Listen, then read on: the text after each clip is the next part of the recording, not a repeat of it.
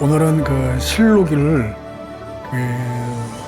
우리가 지금 볼 수 있게 됐던 그러한 사람들이 있습니다. 지금 조선왕조 실록에 온전하게 우리가 볼 수 있는 이유, 그리고 많은 조선시대 때 벌어졌던 역사적인 사건들과 어떻게 이 국가를 운영했는지, 이러한 내용들은 바로 오늘 제가 강의하는 이런 사람들이 있었기 때문에 이 실록을 무사히 지금까지 우리가 알 수 있게 됐습니다.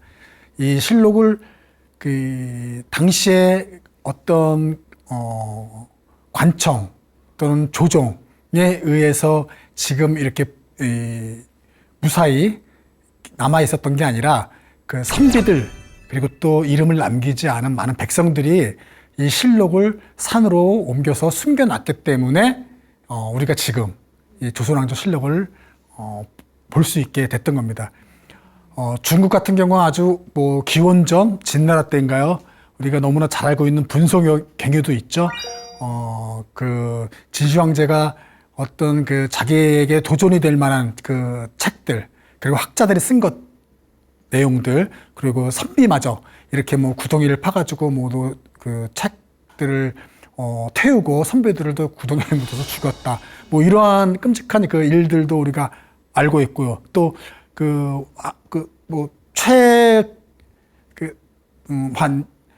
그네는 2차 세계대전 히틀러가 독일 연방 총리가 됐을 때 나치의 표방하는, 나치를 지지하는 그런 예술인들의 작품들은 놔두고, 그렇지 않은 자유스럽고 이러한 실험적이고 이러한 어떤 예술인들과 예술적인 어떤 작품들은 모두가 소화시켜 버렸거든요. 우리나라 같은 경우도 마찬가지죠. 우리나라도 임진왜란 같은 경우 일본군들이 들어와서 이제 우리를 침탈하고 침략했을 때 이 국토만 침탈한 게 아니라 아주 많은 이 책들을 전리품으로 해가지고 이 도요토미 히데요시에게 보냅니다. 그러니까 그 당시 아주 많은 책들을 이 상자에 담아가지고 일본으로 또 보냈습니다. 그리고 일제강점기 때도 마찬가지죠. 일제강점기 때도 서울에 있는 서점들, 전국에 있는 향교, 서원, 이러한 것에 있던 책들을 모두 다 압수합니다. 불온서적이라는 이름으로 압수한다라고 해가지고 그 당시에 압수했던 책들도 한 20만여 권이 된다고 합니다. 그래서 그것들도 다 소각이 돼요. 그래서 우리 조선을 식민지화하고 이제는 이 정식적인 이러한 것들도 자기들이 지배하기 위해서 이 정신적인 유산마저도 모두 이제 없애려고 했었던 것이었겠죠. 그래서 그때 당시에 불온서적이라고 하고 압수했던 책들을 보면 이 을지문독, 강감찬, 이수신 장군 이런 책들이에요. 그러니까 이런 것을 읽고서 어떤 역사의식을 고취되는 걸 막고자 했던 것이었겠죠. 그러니까 그런 아주 많은 그런 책들이 그 당시에 이제 소각이 됐습니다. 그래서 우리 실록들도 당연히 일본군의 외장들에 의해 가지고 이제 피해를 입게 되는 것입니다. 이제 조금 이제 살펴보면 임진왜란 이전에 4대 사고라고 그래가지고, 그러니까 이 실록을 보관하는 곳, 그러니까 창고라고 이제 이해할 수 있겠죠. 그러니까 임진왜란이 일어나기는 4대 사고가 있었습니다. 거기에 이제 춘추관, 충주, 성주, 전주가 있었어요. 이렇게 4대 사고 체제가 되기 이전에는 세종 때에 이 춘추관과 이 충주만 있었습니다. 이제 춘추관은 궁궐 안에 깊숙이 보관해 두는 것이고요. 그리고 충주 두 곳에만 실록을 만들어지게 돼서 한 부를 더 제작을 해가지고 두 부가 있는 것이죠. 그래서 두 군데 놔두는데, 그때 당시에 이제 사원부나 이러한 사관원 이런 데서 이 두 부만 이렇게 있었다가는 화재나 또 침략이 있었을 경우 두 개가 다 타버리면 문제가 되니 더 사고를 만들어야 된다고 그래서 이 성주와 전주에 사고를 만들게 되는 겁니다. 그래서 임진왜란 이전에는 이게 네 군데에 사고가 있게 된 거예요. 그래서 춘추관, 충주, 성주, 전주 이렇게 네 곳에 사고가 있어서 4대 사고 체제로 갖추어지게 된 것이죠. 아주 이 4대 사고 체제가 있었기 때문에 지금 우리가 실록이 우리가 볼 수 있는 또 이제 그 이유이기도 해요. 왜냐하면 임진왜란이 일어났을 때 춘추관도 이제 불타서 없어지게 되고요. 궁궐이 다 불타버렸으니까 그 경복궁이. 그리고 충주 사고도 불타서 없어지게 되고요. 성주도 불타서 없어지는 거예요. 그러니까 마지막 남은 사고가 바로 전주 사고였습니다. 그래서 이 전주 사고가 그때 만약에 임진왜란 때 불탔으면 조선 전기 때 역사서는 하나도 없게 되는 것이었던 거죠. 근데 전주 사고가 불타기 전, 이 불타기 전에 이제 전주 사고도 결국은 정유주한테 불타요. 일본 인들한테 다 군인들한테. 근데 그 전에 전주에서 이제 이 실록들을 구하게 되는 게 되는 것이었죠. 그래서 그렇게 됐기 때문에 이제 우리가 알 수 있었죠. 이 전주 사고나 이 4대 사고에 보관되어 있던 실록들은 어떻게 이제 그 관리가 되냐면은 이 상자에 실록들이 한 12권이나 13권 정도가 들어간다고 합니다. 그래서 실록을 넣고 또 책마다 초주지라고 그래가지고 기름종이 같은 것 이렇게 이제 서로 달라붙지 않도록 그 사이에 또 이 종이를 또 초주지를 집어 넣고요. 그리고 또 이 상자를 또 이 붉은 보자기로 싸고 또 이 어떤 그 방습 효과 뭐 이러한 것들을 위해서 그 약초 뭐 청궁이니 뭐 이러한 그 방습될 수 있는 또 방충할 수 있는 약초들을 함께 넣어서 이렇게 보관을 한다고 합니다. 그래서 이렇게 상자를 하고 그 다음에 이제 잠금을 하게 되는 거죠. 그렇게 실록을 보관해서 사고에 또 이렇게 그냥 놓고 끝나는 것이 아니라 2, 3년마다 또 포쇄를 합니다. 포쇄라는 건 뭐냐면 햇빛에 말리는 거예요. 그러니까 2, 3년마다 사고에서 상자를 꺼내고 그 상자에 실록들을 다 빼가지고 이 햇볕에 말리는 작업을 합니다. 그걸 포쇄라고 그래요. 쬐일새자, 쬐일포자 뭐 이래가지고 햇빛에 말려서 방충, 방습을 또 2, 3년마다 하고 그러면 중앙정부에서 이 높은 관직에 있던 사람을 내보내서 그거를 또 이 옆에서 보게 하는 거예요. 그래서 그걸 어떻게 실록이 보관되어 있고 포쇄를 어떻게 했는지를 또 문서로도 남깁니다. 그래서 이렇게 아주 철저하게 보관을 실록을 했습니다. 그래서 실록 같은 경우는 이렇게 포쇄까지 해서 아주 오랫동안 유지 보존될 수 있도록 이렇게 이제 보관을 하고서 했지만 임진왜란 때 이렇게 이제 세 곳에서 다 이제 소실이 되고 마지막 남은 전주사고 이 실록을 이제 지켜낸 사람들인 것이죠. 이제 왜군들이 이제 막 남해에서 막 올라오고 막 한양으로도 막 들어가고 또 경상도 또 막 전라도 막 일진, 이진, 삼진, 육진 이렇게 해가지고 막 이제 남해를 막 초토화시키면서 막 이제 북진하는데 이제 뭐 성주, 충주 있던 곳에도 이렇게 막 이제 불에 타버리게 이제 되니까 이 전주 사고에 남아있던 실록을 이제 어떻게든지 지켜내려고 이제 막 노력을 했습니다. 그때 이제 이 전라도의 태인이라는 곳에 지방, 전라남도 태인이라는 곳에서 안희와 선홍록의 지방에 있는 유생들이 자기들이 이 실록을 지켜야 되겠다 하고, 전 재산을 거의 다 사재를 털어가지고 이제 이 전주로 오게 되는 거예요. 그래서 전주로 달려와서 이걸 지키고자 하는 겁니다. 이제 막 전주 사고에 있는 실록들을 지키려고 이제 막 오고 있고 또 이 전주 사고는 그 당시에 경기전 안에 있었어요. 그 전주의 경기전에는 태조의 어진이 보관되어 있는 곳이거든요. 그 어진이 보관되어 있고 또 실록각에는 이 실록들이 이렇게 이제 보관되어 있는 거예요. 그러니까 전라도 가명, 그러니까 지금으로 말하면 도지사 같은 전라도 가명, 그리고 그 아래 뭐 부윤, 뭐 전주 부윤, 그리고 그 아래 막 또 관직에 있던 사람들이 막 모여서 비상대책회의를 하는 거예요. 전라도 가명에서 이거 어떻게 이걸 지킬 것이냐. 그러니까 이 사고 지하에 묻자, 아니면 또 이걸 어떻게 다른 곳으로 옮기자, 막 의견이 분분하고 어떻게 해야 될지 모르고 막 하면서 이제 막 있었습니다. 자, 그때 이제 경기전 참봉 오희길이라는 사람이 있었어요. 경기전 참봉이라는 거는 뭐냐면은 구품의 관직이었고 어진을 보관하는 책임자였어요. 그 경기전에 태조 어진이 있었으니까요. 그래서 그 어진을 지켜고자 했던 그 오희길이라는 그 참봉이 있었는데 이 사람이 그러면 숨길 곳이 어디 있는지를 찾아 나선 겁니다. 그래서 이 전주에서 내장산, 이 산들을 다 뒤지고요. 이 숨길 만한 곳이 있는지를 다 뒤지고 또 이 변산반도의 부안, 바닷가까지도 가면서 아주 그냥 뭐 그 근방에 있는 사방팔방을 다 이렇게 찾아다녔다고 합니다. 오희길은.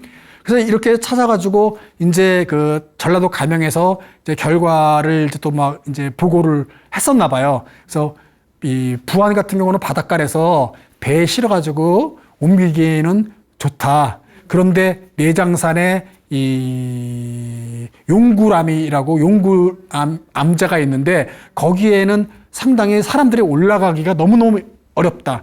그 막 사다리 같은 거를 큰 사다리를 갖다 대야 그 올라갈 수 있는 데다. 그래서 사다리가 없으면 못 올라오는 그런 또 지역이 있는데 아주 거기가 상당히 좋은 것 같다.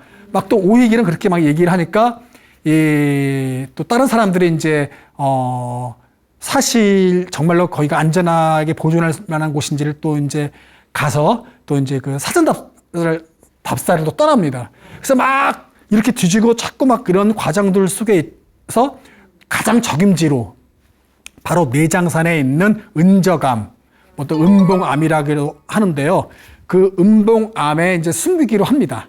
그 암자에 이제 숨겨 두려고 이제 결정이 된 거예요. 그래서 그렇게 와중에 있는데 바로 이 전라남도 태인에 있는 안희와 손옥록 그 선비들이 이제 그 도착을 하게 된 거예요. 전라도 가명에 도착을 하게 되고 바로 이들이 이제 이 전주 사고에 있던 이 실록들을 옮겨가게 되는 것이죠. 그래서 말들도 상당히 많은 말, 그리고 식량 이런 것들이 있어야 됐겠죠.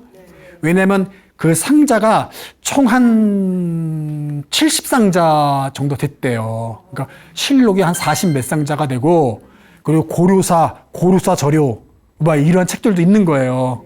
그러니까 고려시대 때의 역사를 다루었던 그런 책들도, 그러니까 뭐 한 70상자 정도 되는 걸 갖다가 사람이 다 갈 수가 없으니까 말에 실어서 옮겨야 되거든요. 그러니까 이 안희와 손옥록이 이 말들도 준비하고 뭐 수리도 준비하고 그리고 이들과 함께 따라온 그 일꾼들도 또 같이 온 거거든요.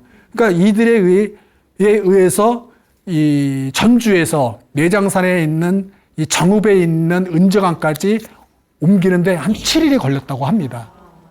그래서 이렇게 해서 실록이 옮겨지게 되는 거예요. 그래서 이렇게 해서 정읍에 도착해서 이제 은봉암이라는 암자에 이제 실록과 고려사조료 그리고 어진, 퇴조의 어진도 함께 그 안에 보관하게 됐던 거였죠.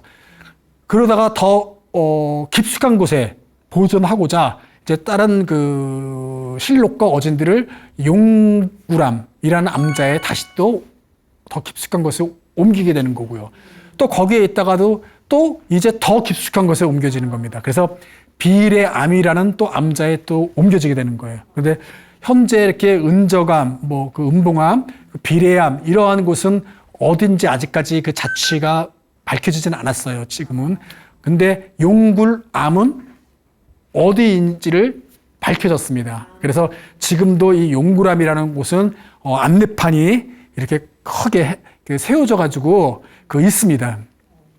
그래서 지금 이 안내판 바로 뒤편에 이렇게 막 좀 동굴처럼 생겨 있는 곳이 이제 있고요. 그 바로 옆에 그 용구람 암자가 있었다는 그 터가 지금도 있습니다. 그래서 지금 조선 왕조실록 보존터라고 해가지고 문화재 명칭 이름이 이렇게 안내판에 지금도 내장산에 가면 지금 세워놨습니다. 바로 이곳에서, 그러니까 뭐 은저감 또는 그 용구람 그리고 비례암 막 이러한 곳에서 이 안희와 이 선옥록 이 선비가 이 숙직을 하면서 그 안에서 같이 실록과 어진을 이제 그 보관했던 것이었죠. 그래서 이 전부 용구람 저 안에 동굴 굴 안에 이제 뭐 이렇게 놔둔 건 아니고 바로 이 앞에 이제 터가 있어요. 그래서 아마 암자가 있었다고 합니다. 그래서 지금도 이 용구람에 올라가는 길이 아주 가팔라서 이 철제 난간으로 되어 있어요. 그 철제 난간으로 올라가게끔 아주 험준한 그 당시에는 그러한 산길이었다고 해요. 그래서 이 정읍까지는 또 전주에서 정읍까지는 그렇게 말로서 수레로서 끌고 왔지만 이 용구람, 비례암 이런 곳에 갈 때는 실록들을 직접 지게에 메고 그리고 어깨에 메고 해가지고 날랐다고 해요. 그렇게 해서 옮겨놓은 거죠. 그 산속이니까 뭐 이제는 직접 사람들이 갔던 거죠. 그래서 그때 당시에 그들과 함께 했던 사람들이 뭐 안희, 선옥록 이외에 그 경기전 이 청소 일꾼들 그리고 이 사당패 그 당시 정읍에 있던 사당패 한 100여 명 정도 그렇게 인력들이 있었기 때문에 가능했던 겁니다. 그래서 많은 그런 그 백성들이 함께 해서 그 실록을 옮긴 거예요. 이렇게 지기에 메고 어깨에 메고 해서 다 일일이.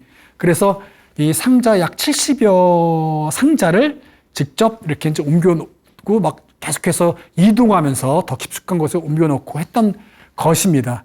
그렇게 해서 옮겨놓고 안희와 선옥록이 임계기사라는 그 숙직 일기를 썼어요.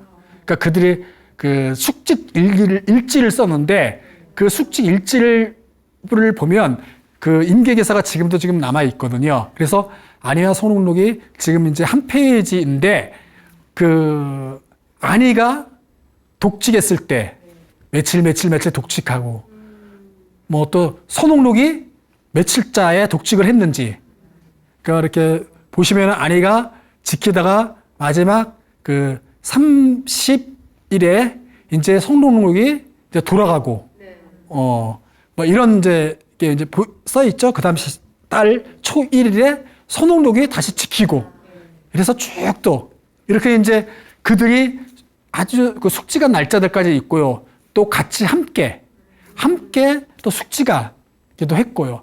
그래서 이들이 그 암자에서 실록과 어진을 지켰던 날짜가 1년 18일이라고 합니다. 그러니까 365일하고도 18일을 더 해가지고 이들이 여기서 그 실록을 전주사고본에 있던 실록과 어진을 지켰던 거예요. 그들이 이제 그거를 여기서 지켰을 때 도움을 줬던 또 많은 사람들이 있었던 거죠. 뭐 정읍에 있던 영은사의 희묵 스님이라는 분도 계셨고 또 무사도 있었고 또 이 사당패들이 또 정읍에 있는 그 마을에서 그 또 지키면서 또 식량도 날랐을 테고 또 많은 사람들이 함께 해서 이제 이 실록이 보존될 수 있었던 겁니다. 그러니까 이렇게 그 해서 1년여 뒤에 이제 전라감사 그 이광이라는 그 감사가 의주에 피난가 있던 선조에게 보고를 하게 되는 거예요. 실록과 어진을 무사히 전주사고본에는 보존했다.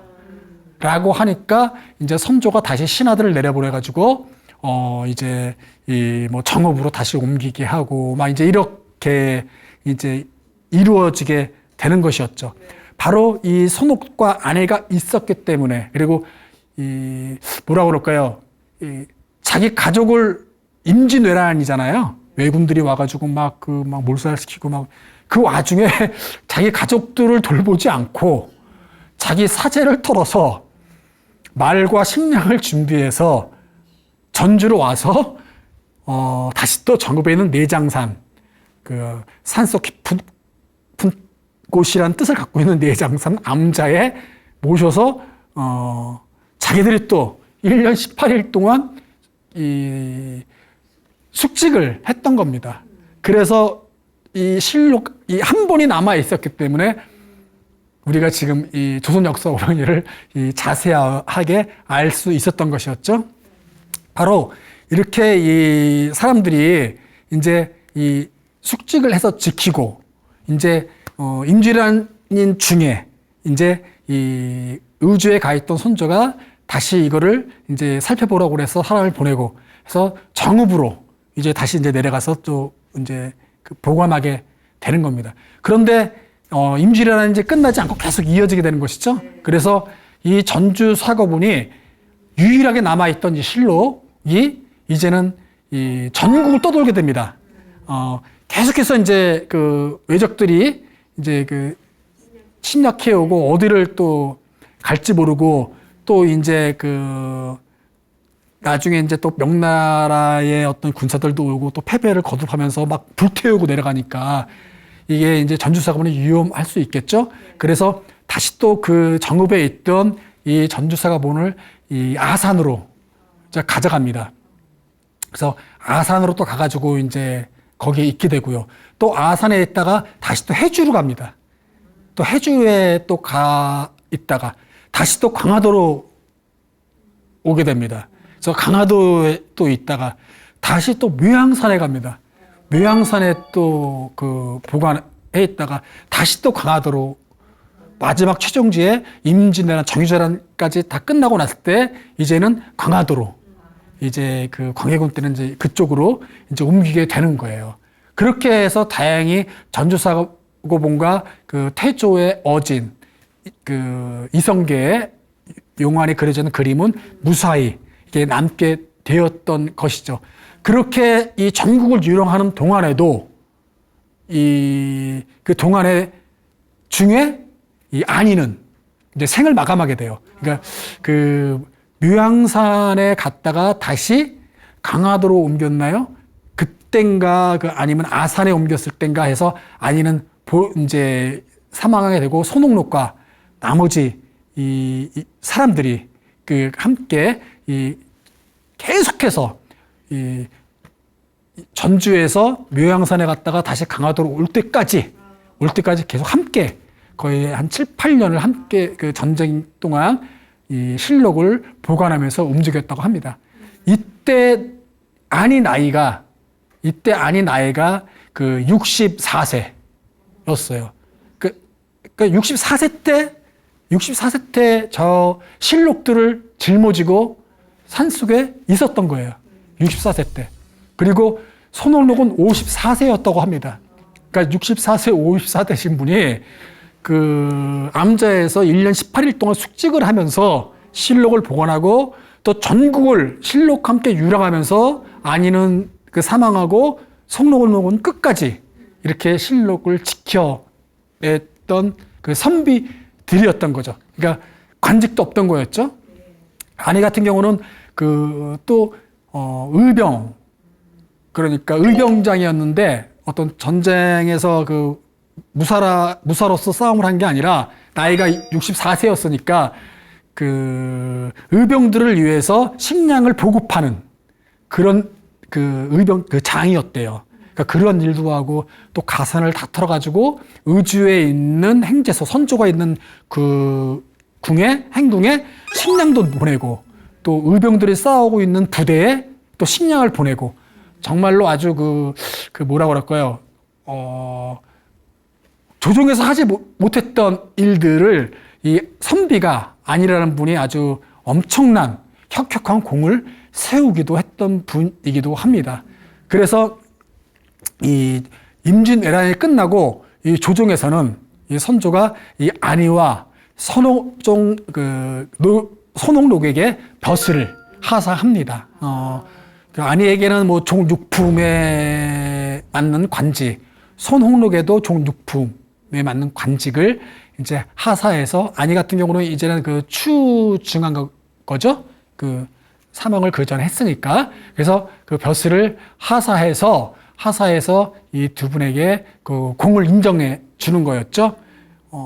의병장 같은 경우는 아주 그 전투에서 직접적으로 싸움을 하는 사람에게도 보통 그 나중에 그 공을 그 인정받아가지고 벼슬을 하사할 때 뭐 정칠품, 정호품, 정호품은 아니고 정칠품, 정육품 그러거든요. 그러니까 거기에 맞먹는 정도.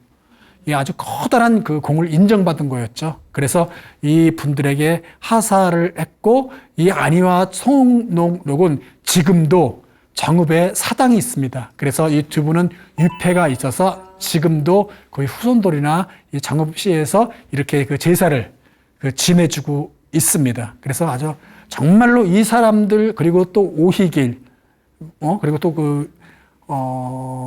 그와 함께 같이 따라와가지고 실록들을 옮기고 했던 사람, 사당패, 이러한 사람들이 있었기 때문에 실록이 무사히 이제 보존될 수 있었던 것이었죠. 외란 이후에는 이 4대 사고에서 이제 5대 사고로 체제로 가게 됩니다. 이제 한번 놀랬죠. 조정에서 놀랬던 거였죠. 이 전주 사고마저 탔으면 큰일이 있었으니까 이제 외란이 이후에는 5대 사고로 이제 체제가 되는데, 춘추관, 궁궐에 그 춘추관의 한 부가 보관되고요. 그 다음에 정족산, 적상산, 태백산 5대 산에 보관됩니다. 그러니까 그 외란 이전에는 이렇게 이제 그 사고에 어떤 관아에 사고에 보관돼 있었다면 산에 깊숙한 곳에 보관하는 거예요.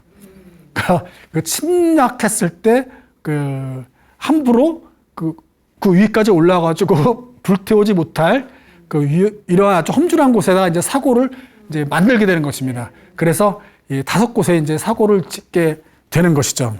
자, 처음에는 그 무향산, 그리고 강화도의 만이산, 그리고 강원도의 오대산, 그리고 태백산, 이렇게 이제 5곳의 산에다가 이 사고를 짓게 되는데,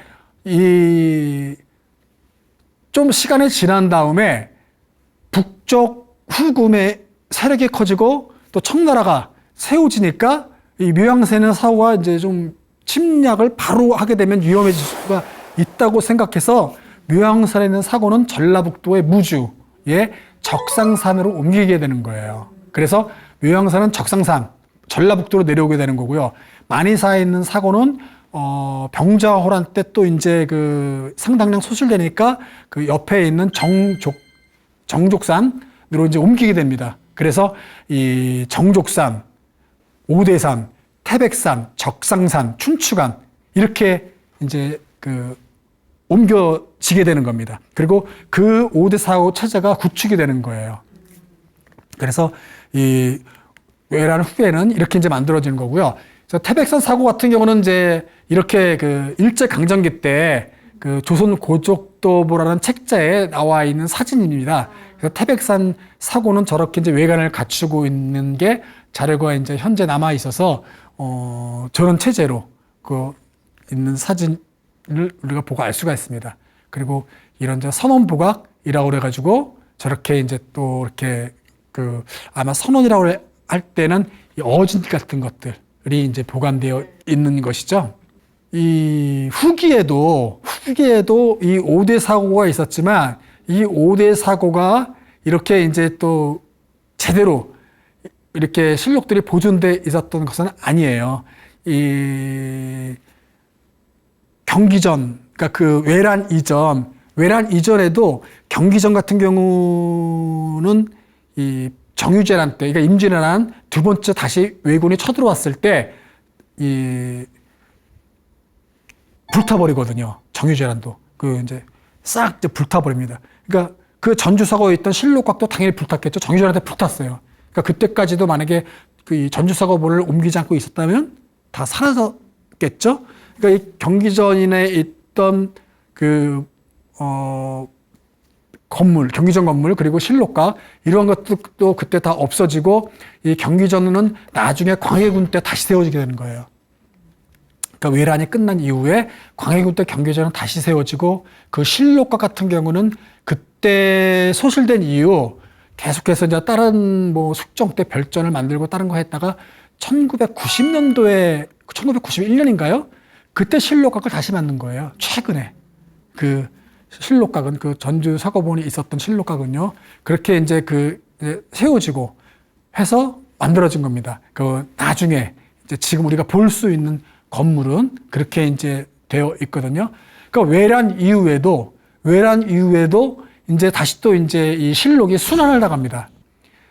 인조반정이 일어나고 인조반정의 어떤 공의 다툼, 그러니까 서로 이 공신, 1등 공신, 2등 공신 그런 다툼 속에서 이괄이라는 신하가 난을 다시 일으키죠. 그래서 창덕궁과 창경궁이 불타버립니다. 그때 춘추관이 불타서 실록들이 상당량 거의 다 소실됩니다. 그리고 또 순조 때 그 화재가 일어납니다. 그래서 광해군 이후에 만들어진 실록들이 순조 때 또 춘추관이 또 불나서 또 소실돼 버려요. 그리고 이 병자호란으로 인해 가지고 만이산에 있던 실록들이 또 상당량 불탑니다. 거의 다 타버리죠. 그래서 뭐 다시 또 보완하고 보충해 가지고 작성을 했는데 그것이 또 이제 또 화재로 또 불탑니다. 그래서 그 병자호란으로 그렇게 이제 소실되니까 이제 정족산으로 옮긴 거고요. 거기서 다시 또 이제 화재가 또 발생돼 가지고 또 탑니다. 그래서 춘추관에 있던 자료들은 거의 뭐 그 이제 남아 있게 되어 있질 않게 됐습니다. 거의 다 뭐 타버렸으니까요. 그리고 나서 일제강점기 때 일제에 의해서 지금 그 남아있는 이 실록들이 또 이제 순환을 겪게 되는 것이죠. 그래서 그 일제 때 그 오대산 사고본이라고 그래가지고 아주 상당히 온전하게 제대로 있었던 그 실록이 있었습니다. 근데 그 실록이 이제 오대산에 있었는데 그 실록은 일제강점기 때 이제 그 일본에 있는 도쿄대학으로 일본인들이 가져가게 되는 거예요. 다 가져가진 않지만 거의 많은 그 실록들을 가져가고 나머지는 이제 경성제국대학으로 이제 그 옮기게 되는 것이죠. 그리고 이 정족산에 있는 그 정족산에 있는 실록도 또 경성제국대학으로 옮겨지게 되는 거예요. 그 서울에 있던 일제 때. 그래서 전국에 남아있던 그 사고에 있던 실록들을 서울로 다 모으게 되고 또 서울로 모아진 것들 중에서 그 제대로 되어 있는 것들 이런 것들은 또 이제 도쿄대학으로 가져갑니다. 이제 그들이 이제 연구하려고 하는 것이었죠. 그래서 일제가 그 조선에 대해서 자세하게 역사를 연구하고 그것을 갖다가 이제 자기들이 어떤 그 식민지 사관이라고 하죠. 연구해서 자기들의 어떤 그 식민지 정당성에 이제 맞는 역사를 만들어내는 그 조작할 수 있게 되는 거죠. 그래서 많은 그 책들이 그 일제강점기 때 이런 실록뿐만 아니라 아까 이전에도 그 말했다시피 그 많은 책들이 그 개인 문집들마저도 일본에 그 이제 빼앗기게 이제 되거나 불태워져 버리게 되었던 것이죠. 일제 때 그 오대산 사고본이 도쿄대학으로 가져갔는데 그것이 그대로 제대로 잘 갖추고 있다가 이 관동 대지진이라고 우리가 알고 있는 그 대지진이 또 일어나게 되는 거죠. 그 지진이 일어났을 때 오대산 사고본이 또 많이 또 없어져 버렸어요. 이게 그래도 하나의 완전체로 있었던 거지. 또 이 관동 대지진이 일어나니까 또 많은 또 이 실록들을 잃어버렸습니다. 이제 그렇게 이제 돼서 그래서 그 한 뭐 47책인가요? 그래도 그 정도 갖고 있었고 이 경성제국대학에 남아있던 또 책들이 또 20여 책자가 또 있었다고 합니다. 이렇게 이제 그 막 뿔뿔이 이 실록들은 흩어지게 됐고 일본에도 가 있게 됐던 것이었죠. 그러다가 이제 광복 이후에 이제 이 실록들이 다 흩어져 있고 제각각 있었던 것들을 이제 제대로 모으는 이제 작업들이 이제 이루어졌던 것이었죠. 먼저 이 전쟁이 끝나고 이제 광복 후 다시 이 실록들이 이제 모으는 과정 속에서 6.25 전쟁, 그러니까 한국 전쟁이 그 일어날 때 이 그 무주에 있던 적상산 사거본, 무주에 있던 그 실록 적상산 사거본이 일제 때 일본인들이 창경궁에 있는 장서각에 옮겨놓습니다. 그러니까 창경궁의 장서각이란 또 커다란 도서관이 만들어지게 되지 않습니까? 지금은 이제 당연히 화재로 불타 없어졌지만 그 예전에 그 장서각에 그 실록이 있었는데 그것을 한국전쟁 때 북한군이 또 가져갑니다. 그래서 북한군이 자기들이 이제 실록이 없으니까 북한군이 그 창경궁에 있던 그 실록을 갖고 반출해서 북쪽으로 가져가게 됩니다. 그래서 남한에는 그 무주에 있던 적상산 사거본이 없는 것으로 알려져 있었어요. 그런데 그 2006년인가요? 2006년에 그 문화재청에서 이제 그 무주 적상산 사거본이 남한에도 일부 남아 있다라고 발표를 합니다. 그 뭐 국립중앙박물관에 광해군 일기가 한 책이 있었다고 해요. 그리고 또 이 세 책자가 서울대 규장각인가 어디 한국과학중앙연구원인가 어디서 또 세 책자가 발견이 됐습니다. 그래서 네 책이 발견돼서 지금 이 적사산 사거본이 남아 있고 이 나머지 많은 그 실록은 그 북쪽에 있을 것으로 그때 반출이 됐으니까 있을 것으로 추정하고 있습니다. 이렇게 그 전라북도에 있던 그 사거본 실록은 이제 그렇게 이제 북쪽에 가 있고 일부만 지금 현재 이렇게 이제 남아 있는 것이죠. 그리고 오세산 사거본을 이제 그 돌려받기 위해서 우리나라 정부에서 이제 그 민간인들, 뭐 종교계, 학계, 정치인들 이렇게 해서 조선 왕조실록 환수위원회라는 걸 만들어가지고 일본 도쿄대학에 이제 그 반환을 요청했다고 해요. 반환을 요청하고 또 그 일본 정부 그리고 우리 한국에 있는 주일 대사관 막 이런 측에 계속해서 이 오세산 사거본을 너희 도쿄대에 갖고 있는 거를 돌려달라고 했는데 그 반응도 없고 막 계속 이러고 있는 와중에 이제 그 어떤 도쿄대에서 이제 반응을 했다고 합니다. 자, 그 명분이 어떤 명분이냐면 서울대학교가 어떤 뭐 개교 몇 주년인지는 정확히 모르겠는데 개교 몇 주년 그 기념을 할 때 우리가 도쿄 대학에서 갖고 있던 오세산 사거본을 돌려주겠다라고 이제 어떤 회신이 왔습니다. 그렇게 해서 회신이 왔는데 그 회신은 이 도쿄 대학에서는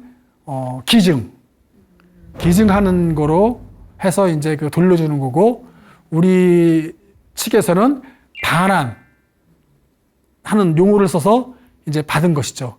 그러니까 기증이라는 용어는 자기네 재산인데 한국에 주는 모양새고 자기네 재산인데 그리고 우리는 뺏어간 것을 찾아오고 되돌려받는 용어로 반환이라고 쓴 거죠. 그래서 지금도 이 문화재가 어떤 해외에 이 강제로 그 침탈로 해서 뺏어갔을 때 우리가 돌려받는 경우는 거의가 없어요. 그러니까 민간인 교류를 할 때는 이렇게 이제 순조롭게 경매를 통해서도 사오고 또 이제 이렇게 완전 기증으로도 주기도 하고 또 반환이라는 말도 쓰고 뭐 이렇게 하지만 이 정부와 정부 간에서 침략으로 인해서 문화재를 뺏어가서 자기네 나라의 재산이 돼서 박물관에 보관되어 있는 거는 다시 우리가 회수하기가 너무너무 어렵습니다. 그걸 완전 자기네 재산으로 보게 되는 거예요.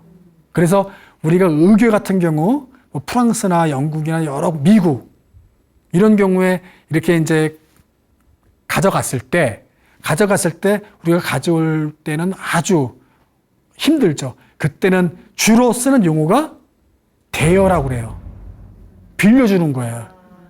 그래서 우리가 의궤를 우리 그 강화도에 있던 의궤 같은 경우 많이 그 병자호란때 병자호란이 아니라 병인양론이 막 이럴 때 프랑스나 이렇게 뭐 미국이 또 뺏기고 신미양요 때도 그 의궤 많이 뺏겼죠. 그리고 6.25 한국전쟁 때 미군들이 우리나라 문화재, 민간에 있던 것들도 많이 가져갔죠. 그래서 그 도장이니 옥새 도장 이런 것들도 많이 다시 지금 가져오기도 하지 않습니까? 그러나 정부와 정부 간에 자기들이 문화재로 삼았던 것들은 우리가 가져올 때 그들이 우리한테 뭐 기증한다거나 다시 되돌려 주거나 그런 경우는 거의 없죠. 그래서 그때는 이제 대여 임시로 전시하게 해준다는 뜻인 거죠. 하지만 가져가지는 않는 거야. 그러니까 아주 장기간 무기한 또 대여 하여튼 그런 용어로 해가지고 우리가 이제 그 전시도 합니다. 이렇게 해서 도쿄대학에서 가져온 오대산 사고본이 지금 일부 남아있는 것과 함께 이제 돌아오게 됐던 것이었죠. 그래서 지금 현재 우리 그 실록 같은 경우는 서울대학교의 그 규장각, 한국학연구원 규장각에도 있고 또는 그리고 국가기록원에도 이 실록이 또 좀 보관되어 있고 해서 지금 이 춘추주관에 있던 것들 이외에 거의 모든 그 사대 사고에 있었던 것들은 이제 보존이 되어 있는 것이죠. 그러니까 모든 실록이 제대로 완전하게 갖추어져 있는 건 아니지만 부분 해가지고 제대로 다 그 태조 때부터 비록 고종과 순정은 그 일제강점기 때 조선사 편수에서 만들었지만 그럼에도 그 27대까지 다 그 실록들을 갖추게 되었던 것이죠. 그래서 이러한 실록들이 지금 우리가 이제 그 홈페이지에도 우리가 열어볼 수 있습니다. 그래서 어떤 키워드만 그 치면은 아주 자세하게 이렇게 실록의 내용들이 나올 수가 있게 된 것이죠. 그리고 이러한 실록들이 우리가 누구나 이 인터넷에서 알 수 있도록 이렇게 뭐 한문고 국역으로도 나와 있기 때문에 볼 수 있게 됐던 거는 이전에 제가 설명했던 그 안희와 손옥로, 뭐 오희길 그리고 그 이름을 남기지 않고 함께 했던 많은 그 백성들 한 100여 명이 그 전주 사고본에 있는 실록들을 계속해서 지켜냈기 때문에 우리가 조선 역사를 풍부하고 아주 상세하게 잘 알 수 있게 되었다는 것을 우리가 알고 이렇게 실록을 보면은 상당히 실록의 가치가 더 의미가 있을 것 같습니다. 네, 이것으로 강의 마치도록 하겠습니다.